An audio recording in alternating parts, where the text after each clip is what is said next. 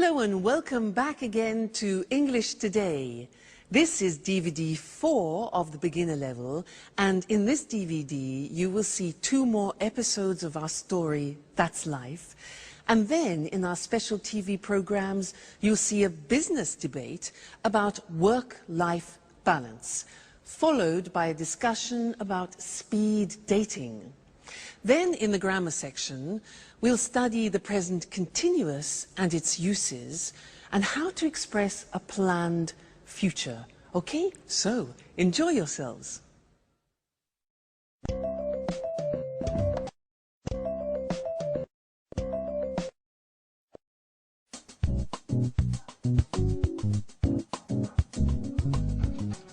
Wake up.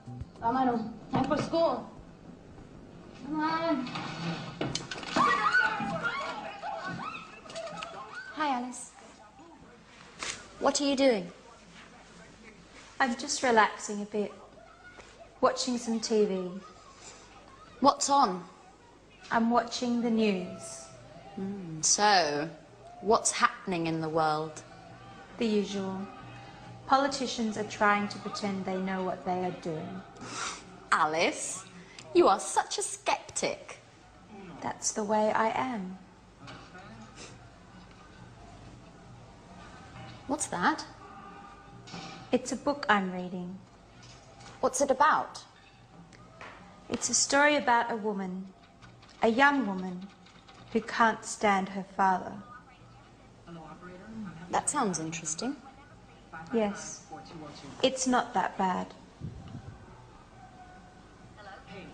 Alice, what's wrong?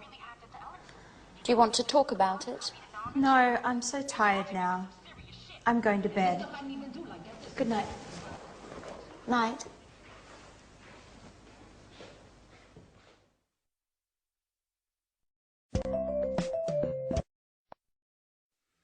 Hello again and welcome back to English Today for some more English. Now, in that last episode of That's Life, did you notice that Anne said, "What are you doing?"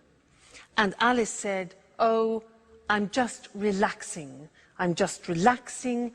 I'm watching TV." Now, they were using the present continuous tense. And that is a tense that we use to describe something which is happening now at this very moment. Okay? Now, I want to practice that with you. So, you watch me and tell me what I'm doing. Okay? So, this. What am I doing? What am I doing? I'm reading. Exactly. I'm reading. Now, this. What am I doing?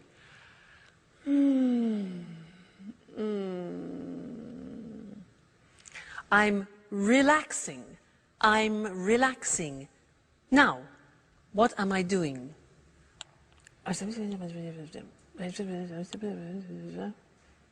Yeah? I'm phoning or I'm calling. I'm phoning. Next, this.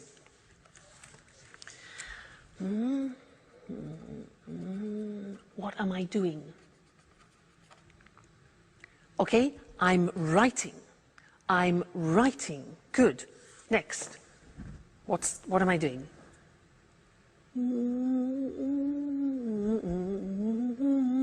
What am I doing? I'm listening to music. Listening to music. Okay? This one. What am I doing? Like Anne? I'm cleaning the table. Cleaning the table. Now you, what are you doing at the moment? Well, you're listening to me and you're watching television, for example, and you're learning English. Okay? Now, my boyfriend, remember my boyfriend? What's he doing? Well, at this time, he's sleeping because it's in the morning. He's sleeping. What about my dog, Suki? She's probably sleeping too. She's sleeping all the time. So she's sleeping too. I'm the only person who's not sleeping. We. What are we doing? Well, I'm asking you questions and you're thinking of answers to my questions. Okay? So that's the form. The form isn't difficult. Let's go to the screen and see it. See how we make up the present continuous. Now, in the positive sentence, we use the verb to be. So, I am, you are, he is, she is, it is, we are, you are, they are. And then we take the verb and we add ing to the verb. So, it becomes, in the positive form, I'm reading. Now notice, I am is contracted as always. And we say, I'm reading. You're learning. Contraction, you are. You're learning. He's relaxing. She's working. It's raining. We're listening. You're talking. And they're eating. Okay, so the verb to be contracted, then the infinitive of the verb plus ing. Not too difficult. So, look at the question form. Now, the question form is easy. What we do is we change the position of the subject and the verb to be. So, it becomes, where am I working this month? Where are you staying? What is he reading this week? What is she doing now? What is it eating, like the dog? Who are we playing? Who are you visiting? And who are they working with? All right? And then the negative. Remember the negative of the verb to be? We need it here. So we say, I am not becomes I'm not working. You are not becomes you aren't. Remember contraction. You aren't sleeping. He isn't concentrating. She isn't cooking. It isn't snowing.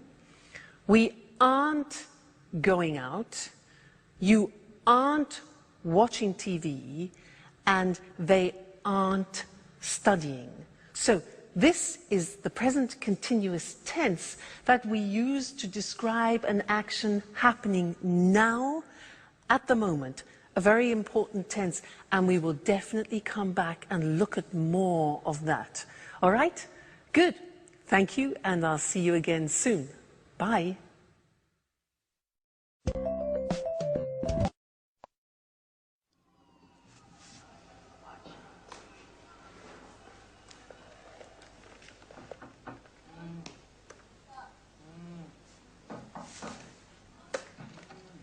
Wake up. Come on, time for school. Come on. What are you doing? I'm connecting to the internet because I need to send an email. Who are you sending an email to? To my boss in America. He needs the weekly report immediately. Why?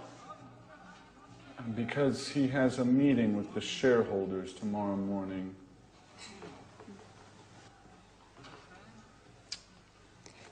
What's happening with the laptop? The internet connection isn't working very well. Sometimes it happens with my computer too. Do you have a suggestion? Usually Peter lends me his computer.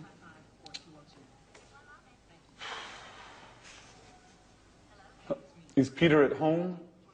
No, I think there's only Sharon. Okay. I'm going anyway.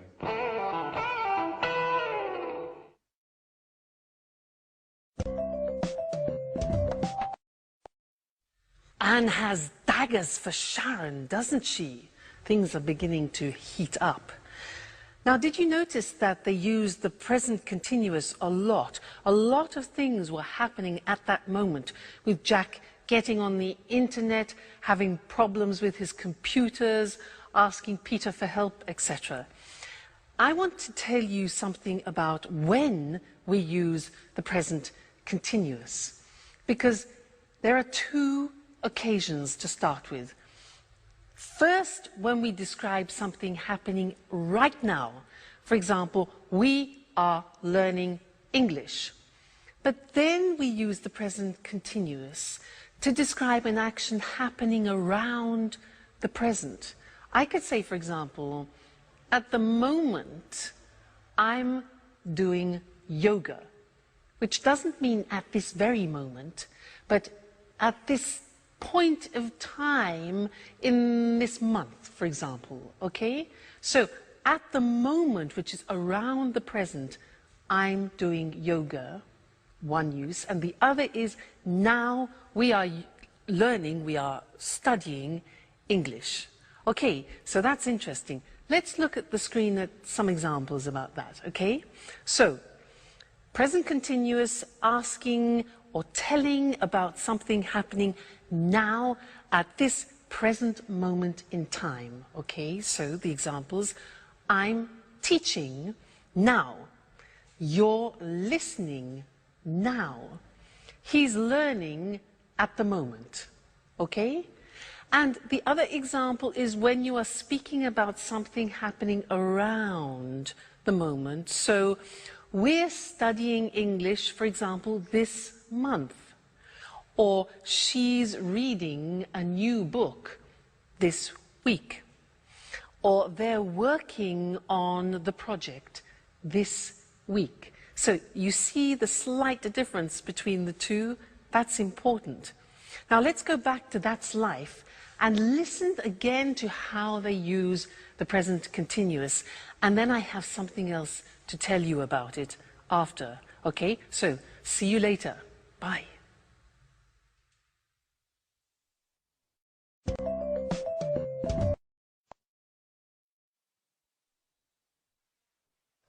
Yes, I am listening to you.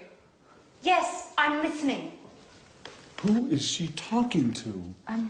I don't know. I guess it's her father. Just a moment. What do you want? Nothing.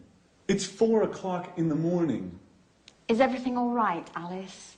It's none of your business. Excuse us. Sorry to interrupt. Listen, I know it's late. I'm sorry. But I'm talking to my father. He's in Boston now. It's 9 o'clock there. What? What do you want? I'm not tired anymore. Neither am I. What about eating something? I don't know. I'm not really hungry. I'm going on the internet to chat with a friend in Italy. Would you like to join me? Now that I'm not sleeping anymore. Would you like to see him? How? I have pictures of him on my computer. And do you know what? He can see you too, with the webcam. What? Oh my gosh! No, please. I'm horrible now. Oh, no, you're not. And besides, he might be interested. Why? Do you think I need a boyfriend?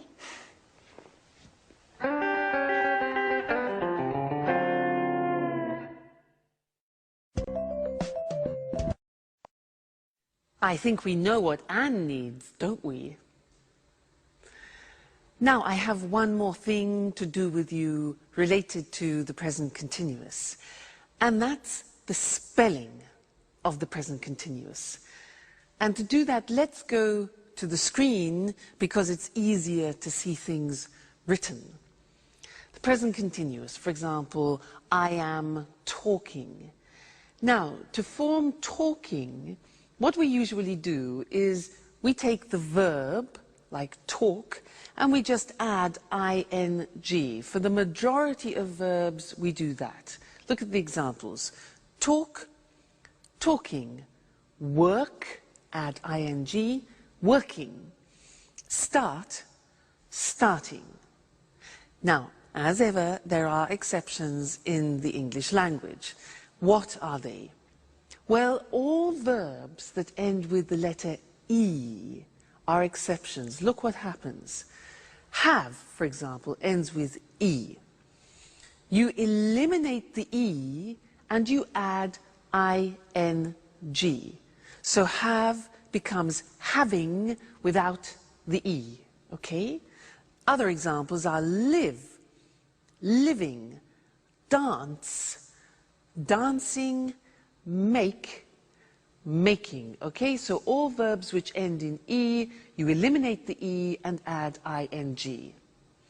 Then another group which is important is a group where the verbs end with a consonant, vowel, consonant. What does that mean? Well, give me example of, let's have the example of stop. Now stop is S-T-O-P, so the end of the verb is T-O-P. Okay, so it's consonant, vowel, consonant. Yeah. So with these verbs, we double the last consonant and it becomes stop, stopping.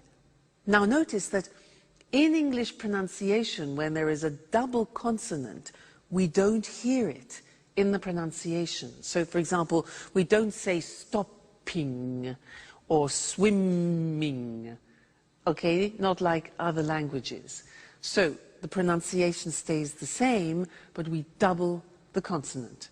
Examples are stop, stopping, plot, plotting, swim, swimming, get, getting.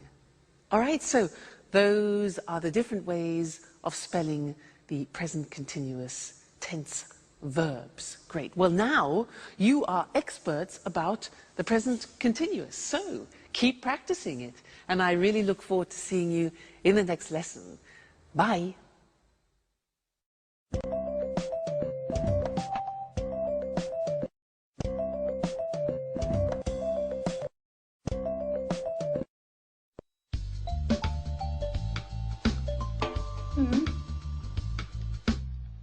Fine.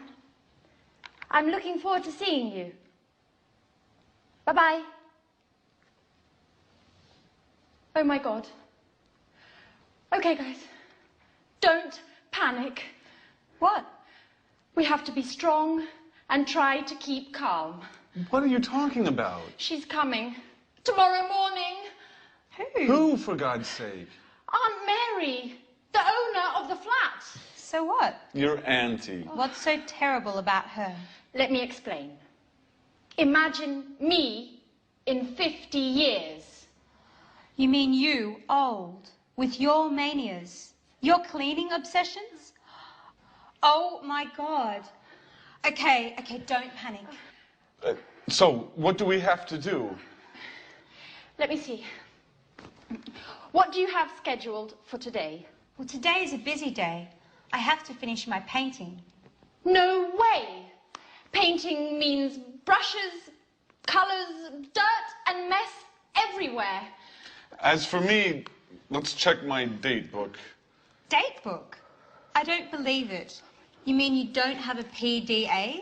Please, Alice. I have a program on my laptop. I don't need a PDA as well. I'm just surprised, that's all.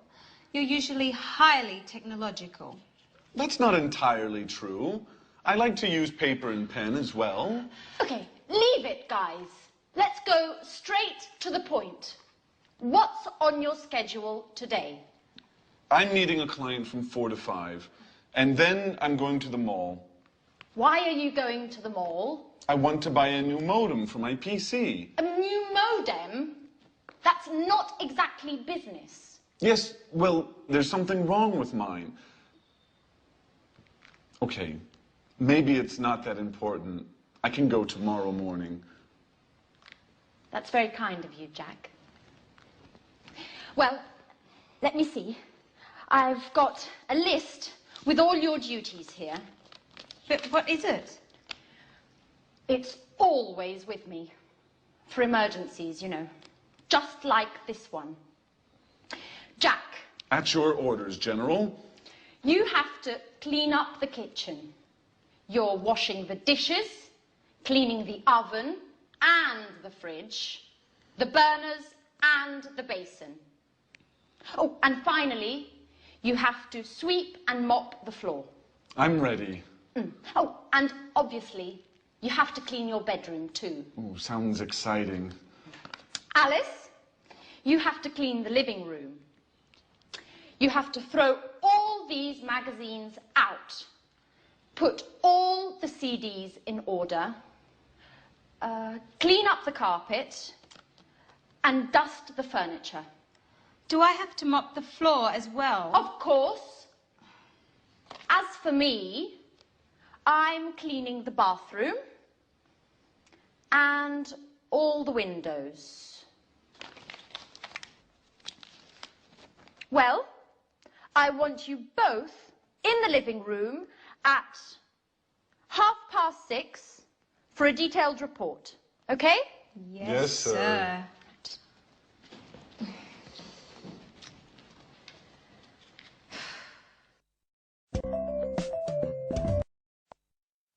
Hello again and welcome back to English Today, your live television program about the English language. Now, Anne is really panicking in That's Life, isn't she? Did you notice how they were using the present continuous, but referring to the future? That's interesting, isn't it? We haven't learned that yet. Present continuous for the future. Well, in fact, we use the present continuous when we're talking about future plans. And in That's Life, in that episode, we heard Anne say, she's coming tomorrow. She's coming tomorrow. That's her aunt. Now that's a plan. It's a plan. Anne then says to Jack, what's on your schedule today? What's on your schedule? And Jack says, I'm meeting a client from 4 to 5, and then I'm going to the mall. Now, those are both plans. So, let's look at how we can use the present continuous also for plans. We often use it when we describe what we have in our week, what we've arranged for our week. So, in our diary, not agenda, remember, diary. So, let me tell you, next week. Well, next week on Monday, I'm going to the dentist. I'm going to the dentist. That is not very nice. Number 2, let's look. Tuesday. Tuesday, I'm staying at home. Okay, I'm staying at home. That's okay. Wednesday, Wednesday, I'm having dinner with friends. That's really nice. That's pleasant. Thursday. On Thursday, I'm teaching some Chinese students. That'll be different. Interesting.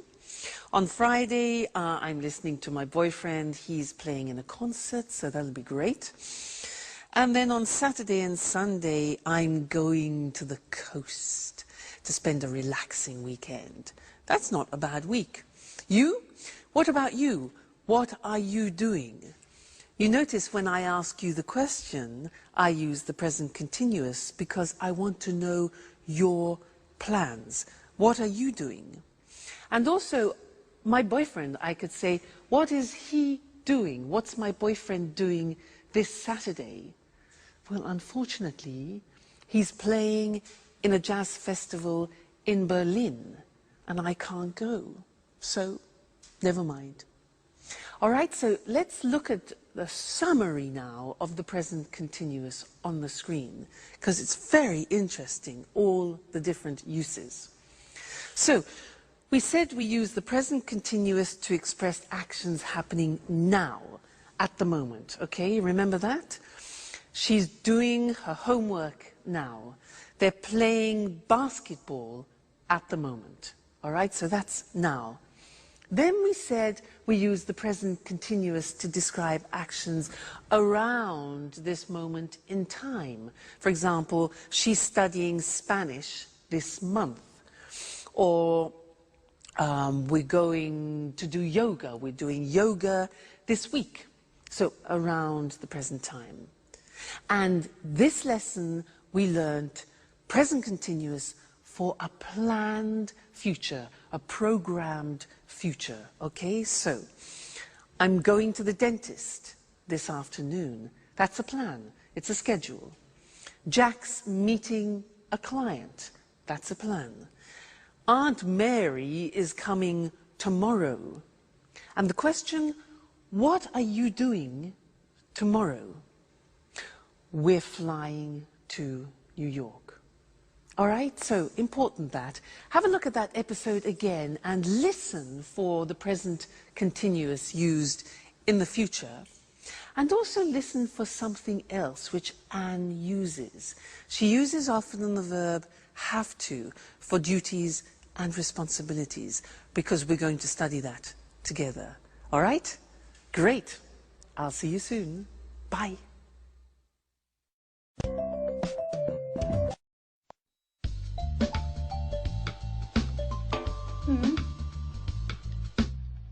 Fine. I'm looking forward to seeing you. Bye-bye. Oh my God. Okay, guys. Don't panic. What? We have to be strong and try to keep calm. What are you talking about? She's coming. Tomorrow morning. Who, for God's sake? Aunt Mary, the owner of the flat. So what? Your auntie. What's so terrible about her? Let me explain. Imagine me in 50 years. You mean you, old, with your manias, your cleaning obsessions?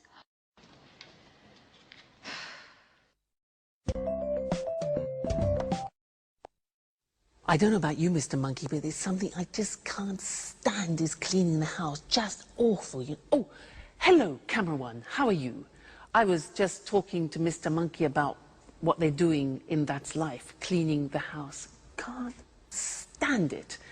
Now, did you see Anne organizing everybody, responsibilities, duties? Well, she was using some language that I want to study with you now. Did you hear these sentences?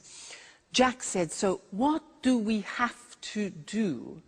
And Anne replies to Jack, you have to clean up the kitchen, you have to sweep and mop the floor, and you have to clean your bedroom like a child, yeah? And to Alice, she says she has to clean the living room, she has to throw all the magazines out, and she has to put the CDs in order, like organize them. And this is the use of the verb have to plus the infinitive, talking about duties and responsibilities. So let's look at other situations using have to. For example, I have a very important responsibility in my life, and you know who that is? Yeah, Suki. You know, it's a great responsibility if you have a dog. Let me tell you about it. For example, I have to take her for a walk at least twice a day. I have to feed her, give her food. What else? I have to keep her company too, because when she's alone, she often barks. You know, barks. Arr, arr, arr, arr, arr. So I have to keep her company. What else? Oh yeah, if I go on holiday, I have to find her kennels. Kennels is like a hotel for dogs, so that she is looked after. So she's a great responsibility. Think of my boyfriend. Now, he's a professional jazz musician and he has responsibilities. For example, he has to practice at least 4 hours a day. He has to learn new songs. What else? He has to attend master classes, for example, and he has to work at night. Now, what about you? I'm sure you have responsibilities and duties. What do you have to do? You have families, maybe. And also, you're learning English, so you have a responsibility towards learning the language. For example, you have to learn new vocabulary, and that takes memory. So vocabulary, you have to practice speaking, practice listening, and you have to dedicate time to learning the language. Okay? So that's have to, and I want to look at that with you now on the screen, because it's a very interesting verb, and when you want to talk about your responsibilities and duties, this is the verb to use. Now, so, have to, for daily responsibilities and obligations. Now, we use the verb have, which is conjugated. I have, you have, he has, she has, it has, we have, you have, they have. Then we add to, have to. Okay, that's very important. Then we add the infinitive.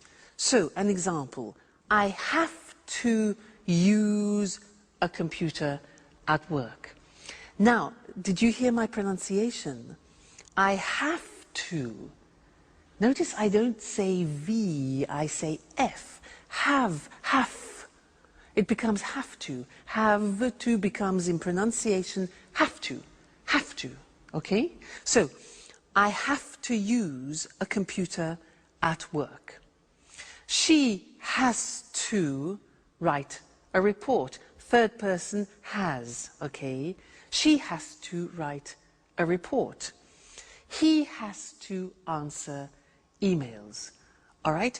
We have to, we go back to the pronunciation with F, we have to pay taxes, unfortunately. They have to go to meetings, which is sometimes boring. Have to, okay? Duties, responsibilities. Good. Now, the examples of questions are, do you have to speak English? We use the auxiliary do, very important. It's like the verb have. So, do you have to speak English? How often do you have to travel, for example?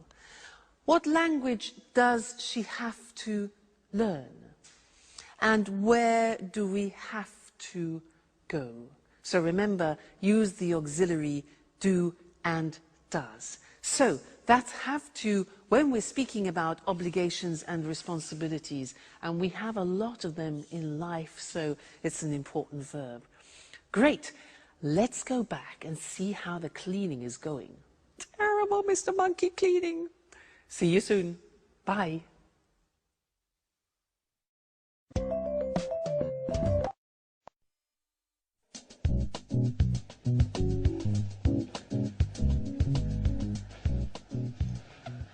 Well done, guys. I'm proud of you. Neat and clean. Rather stressful, I know, but at last the flat is perfectly clean. Yes, but now it's us that needs to be clean. Oh, excuse me. Hello? Aunt Mary. Everything is ready for your arrival. I'm picking you up at the airport tomorrow at... What? Really?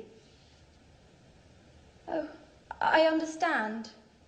What a shame. Oh, no, not a problem. At all. I hope you get well soon. Right. Bye-bye. So? What? Aunt Mary isn't coming anymore. She's got a cold. Hey guys, I've got the part. But what's happening here? Nothing special. Congratulations, Peter.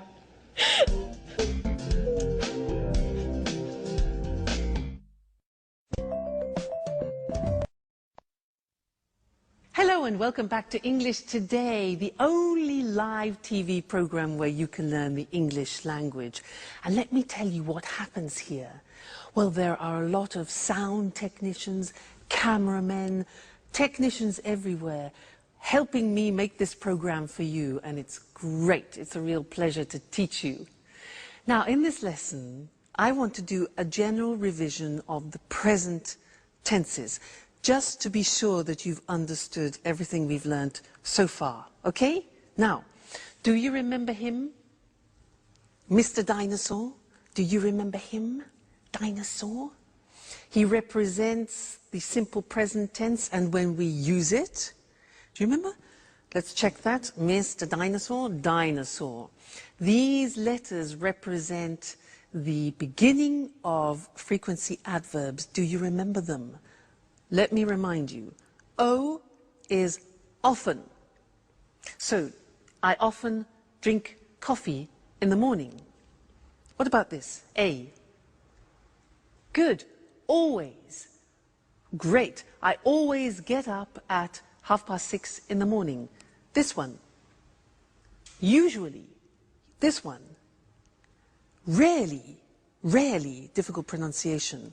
This one. Sometimes. Great. This one. Never. Okay. And this one here. Every day. So remember, dinosaur, this is when we use the simple present for habitual actions, actions that repeat themselves with the frequency adverbs. Now, do you remember also him? Mr. Snake. He is to remind you about third person. I like, you like, he likes, she likes, it likes. Often we forget to put the S on the third person. He's here to remind you. And also the auxiliaries, does. Negative, doesn't. Okay, so Mr. Dinosaur, Mr. Snake, simple present. Great. Then we learned the present continuous. That, for example, I am learning. We learned that the present continuous has 3 uses. Do you remember? Here they are. Now, something happening now, we're learning English now. Then, at the moment, something happening around the present. At the moment, I'm learning yoga, for example. And then, for a future plan, tomorrow, I'm going to Paris. So, the 3 uses of the present continuous. All right? Great. Let's go to the screen and check those once more. So, we said, simple present is when we talk about activities or routines which take place on a regular basis. Mr. Dinosaur, Mr. Snakes. Examples, he goes to work every day, Mr. Snake. She gets up at 7 o'clock. And the question, where do you live? So auxiliaries do, does, doesn't, don't, okay? Great. Then the present continuous, we use it for something happening now, at the moment, and in the future. So the examples are, I'm reading An Italian Affair this month, for example. They're cooking dinner now, and she's meeting with Jack tomorrow. Okay? So you really are truly experts about the present tense now. So keep practicing that, keep using it, and then it'll really go into your heads. And I look forward to seeing you and to teaching you some more things about the English language very soon. So take care. Bye.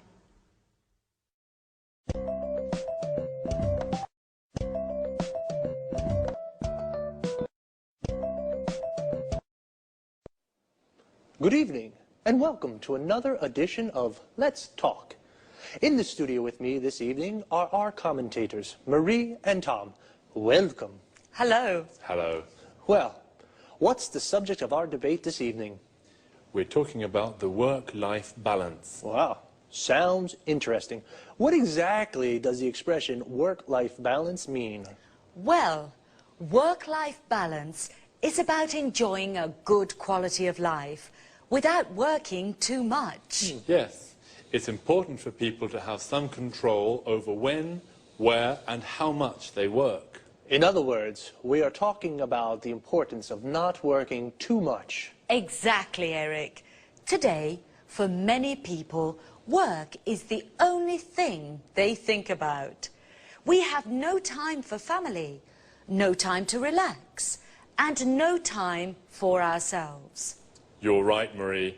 And of course, today with the internet and mobile phones, it's possible for people to work 24 hours a day, from home, from the car, from anywhere. That's true, but you need to have a job to live. Of course, but work isn't the only important thing in life. Workers today are tired and feel stressed. Yes, people are working long hours. Do you know that 30% of UK workers take work home in the evening and at weekends? Really? In the evenings and at weekends. That's a lot of work. Yes, it's a real problem. For our quality of life, I mean. Right. And there are also problems at work for mothers with young children and workers who look after ill or old family members. Of course. Are there any solutions to these issues? Well, companies are looking for solutions. They're studying new ways of working. What are these new ways of working? For example, companies can introduce flexible working hours. I mean, workers start work early and finish work early, or start work late and finish work late. Or they can encourage home working. Workers can use the internet and work from home. That way, they save time as they don't travel to the office. Interesting solutions. And what about part-time work? Yes, this is another way of solving the problem of too much work. Workers can work 2 or 3 days a week. So, there are ways of finding a good work-life balance. We need to put them into practice. That's right, Eric. Okay, so remember, don't work too much. A good work-life balance is important for the individual, for the company, and for society. Thank you to our commentators. Thank you. Thank you. And goodbye. And see you again soon for the next edition of Let's Talk. Let's have a closer look at the expressions from our debate about work. As Marie and Tom just said, many people work too much, so they are stressed and tired. Do you work long hours? To work long hours means you work a lot of hours in a day. A lot of people take work home. This means if you don't finish your work in the office, you take it home and finish it there. Can you take work home in your job? This is different from homeworking. Homeworking means you work from home. You have a computer at home with internet access, and you do your job at home. Flexible working hours means you don't work from 9 to 5 every day. You work 8 hours a day, but you can decide when you start and finish. Part-time work means you don't work every day, perhaps just 2 or 3 days a week, or only in the morning. If you work part-time, then you have a part-time job. Full-time work means you work 8 hours a day, 5 days a week. You work full-time. You have a full-time job. Notice how we say in the morning, in the afternoon, and in the evening. We use in for parts of the day, but we say at night, and we say at weekends. In American English, you can also say on weekends. Let's take a quick look before we finish at some vocabulary. A mobile phone is the phone you can take everywhere with you. In American English, it's called a cell phone. And in British English, it is a mobile phone. A company is a business or organization where people work. And a worker is someone who works in an office or factory. Notice, this work comes from the verb work plus er. In English, it is common to add er to a verb to form the name of the person who does it. For example, teach plus er equals teacher. Sing plus er equals singer. And play plus er equals player. Like football player. That's all there's time for now. I'll see you next time. Bye-bye.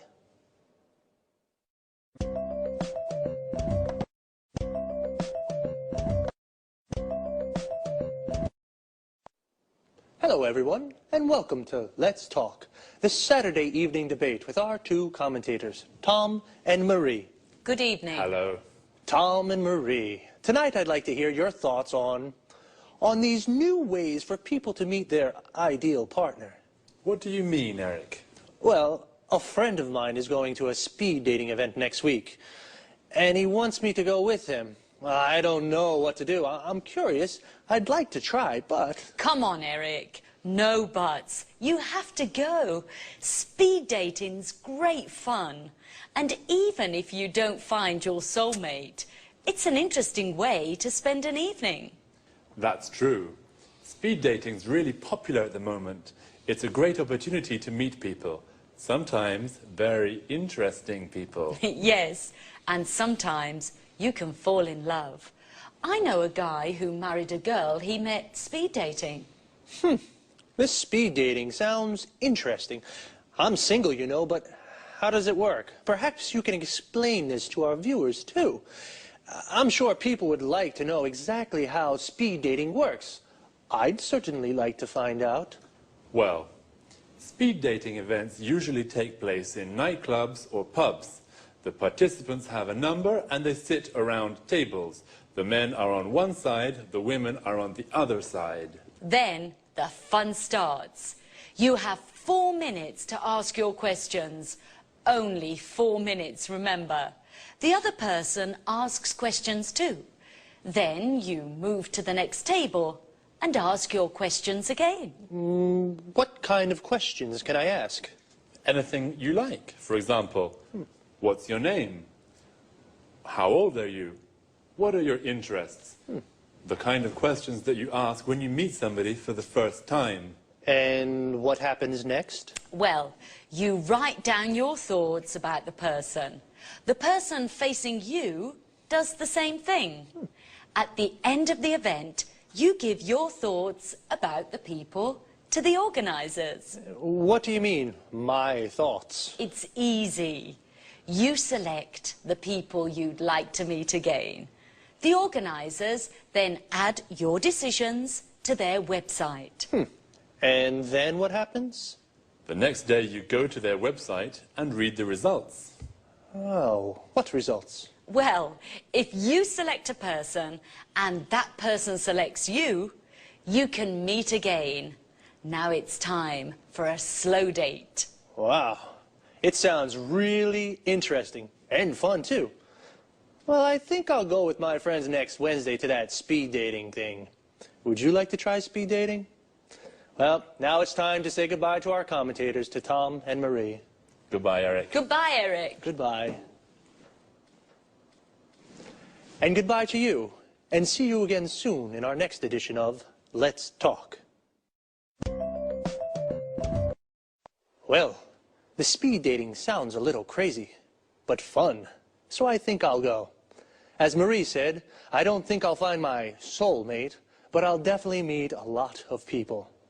A soulmate is the perfect person for you. In other words, your ideal partner. The best person to spend your life with. Do you have a soulmate? Here are some other useful expressions and words to talk about. Affairs of the heart, for example.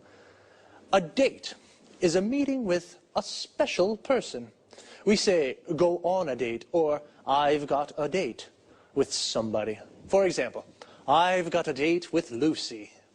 If you do have a boyfriend or a girlfriend, then you are in a relationship. You say, I'm in a relationship. When you fall in love with someone, you like the person a lot. It's a wonderful feeling, and beautiful things happen. And you say you are in love with that person.